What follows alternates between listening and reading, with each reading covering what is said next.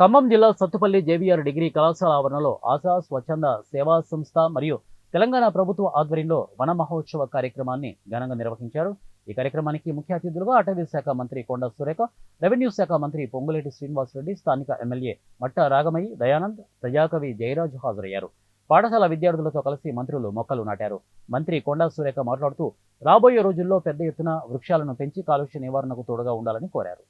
పెద్ద ఎత్తున ఈ కార్యక్రమాన్ని చేపట్టిన సోదరి శాసనసభ్యురాలు రాఘమయ్య గారికి, అదేవిధంగా మన ముఖ్య అతిథులు, మన అందరికీ ఆత్మీయుడు, మరి ప్రజల సేవే లక్ష్యంగా ముందుకు పోయేటువంటి నాయకుడు, మరి మన హృదయపూర్వక నమస్కారం.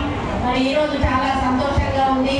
ఎందుకంటే మన వరంగల్లో మన ముఖ్యమంత్రి గారు వచ్చినప్పుడు అక్కడే వన మహోత్సవ కార్యక్రమం యొక్క ఎంబ్లంను ఓపెన్ చేయడమే కాకుండా అక్కడ ఈరోజు మొక్కలను మనం పెద్ద పెద్ద వృక్షాలను ఈరోజు తీసేస్తా ఉన్నాం. కానీ మళ్ళా అంత సమాంతరంగా పెరిగేటువంటి వృక్షాలను పెంచడం అంటే అది మామూలు విషయం కాదు. కొన్ని సంవత్సరాల సమయం తీసుకుంటే కానీ అంత పెద్ద చూసి ఆ గుర్రం ఆపి ఇంటికి దిగి ఆయన దగ్గర పోయి తాత నువ్వు ఇంత ముసలోడివి, నువ్వు ఇవాళ రేపు చచ్చిపోయేటట్టున్నావు, మరి నీకు ఎంత ఆశతోటి మొక్కలు పెడుతున్నావు, ఈ మొక్కలు పండించే పంట నువ్వు పన్నులు తీరే వయస్సుగా ఉంటావు అని చెప్పి అడిగితే ఆయన ఒకటే మాట్లాడాడు, అయ్యే ఇది నా కోసం కాదు, మన భవిష్యత్తు తరాల కోసం నాటుతా ఉన్నా, మేము బాధపడ్డాము, మేము కష్టపడ్డాము, మన ముందు తరం వాళ్ళు కష్టపడకూడదు అంటే ఇటువంటి మొక్కలు పెంచాల్సిన అవసరం ఉంది అన్నప్పుడు దాన్ని స్ఫూర్తిగా తీసుకొని ఆ రోజు అశోక చక్రవర్తి రోడ్డు పక్కన కూడా చెట్లు నాటేను.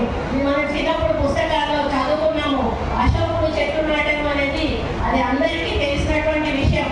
అదే క్రమంలో మనం ఈ అడవుల గురించి, పచ్చదనాన్ని గురించి, పరిశుభ్రత గురించి చాలా వివరంగా మనిషి మనుగడ కలగాలి, ఉండాలి అంటే ఈ పచ్చదనానికి ఉన్న ప్రాధాన్యత ఎంత, ఈ చెట్లను పెంచడం వల్ల వచ్చే లాభం ఏంటి, మనం ఆరోగ్యంగా వెనక పెద్దవాళ్ళు 100 ఏళ్ళు బ్రతికారు అంటే దానికి కారణం ఈ చెట్లే అనేది ఇంతకు ముందు పెద్దలు చాలా స్పష్టంగా వివరించారు.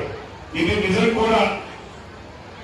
ఇందాక కవి గారు జయరాజు గారు చెప్పినట్లు చాలా అద్భుతంగా ఈ వృక్షం యొక్క ప్రాధాన్యత, ఈ చెట్టు యొక్క ప్రాధాన్యత మొక్కైన దగ్గర నుంచి నిత్యము మనిషి లేచిన ఉదయం దగ్గర నుంచి రాత్రి పడుకునే వరకు చివరికి మనము చనిపోయిన తర్వాత కూడా ఈ వృక్షం యొక్క ఈ కట్టెలతో ఆ ప్రాధాన్యత, ఈ మనిషికి ఉన్న అవసరాన్ని చాలా స్పష్టంగా ఒక కవిత రూపంలో జయరాజు గారు వివరించారు.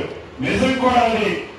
ఒక్క నిమిషం మీరు ఈ పచ్చదనం యొక్క గొప్పతనం, మనం ఎన్ని టెన్షన్లో ఉన్నా, ఎన్ని ఇబ్బందుల్లో ఉన్నా, ఒక పచ్చగా ఉన్న